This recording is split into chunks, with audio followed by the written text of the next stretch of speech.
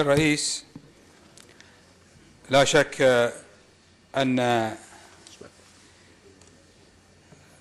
نحن العلاقة مع قيادتنا وخاصة رأس القيادة جلالة الملك نقول وقربة لله عز وجل سمعا وطاعا سيدي.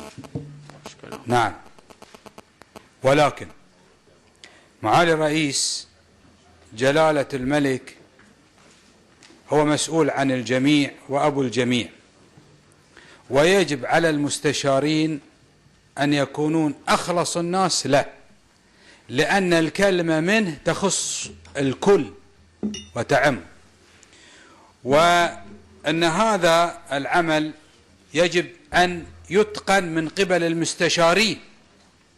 وجلالة الملك لا يأمر بشيء إلا يغلب عليه على ظنه أنه لمصلحة البلد ولمصلحة الناس ولتقوية المجلس، ولا يقبل بإضعاف هذا المجلس. لكن نحن لا نقبل أن يأتي مرسوم، وهذا كلام المستشارين فيه، يقول كلام المستشارين وهذا موجود في جدول الأعمال، وهي صياغة غير محكمة عن بعض المواد، ويقول كما أنها تتعارض مع صريح النص الدستوري من جهة أخرى. هل نقبل أن يكون هذا في المراسيم؟ لا.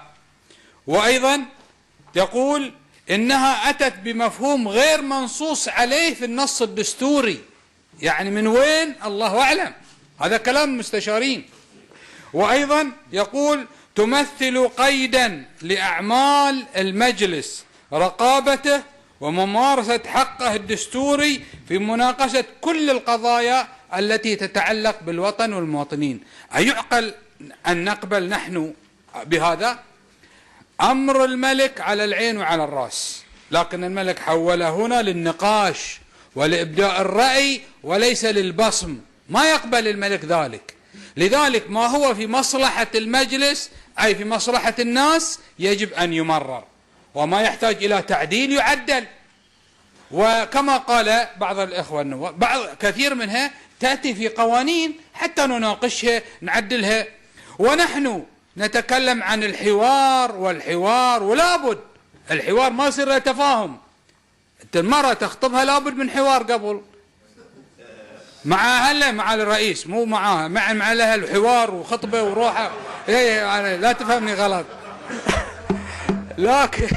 لكن معالي الرئيس هذه القوانين ما في حوار يا جماعة، ما في حوار يا سعادة الوزير، ما في حوار، ما يصير. نتناقش نوصل إلى اتفاق ثم تأتي أوامر. شكرا. دقيقتين.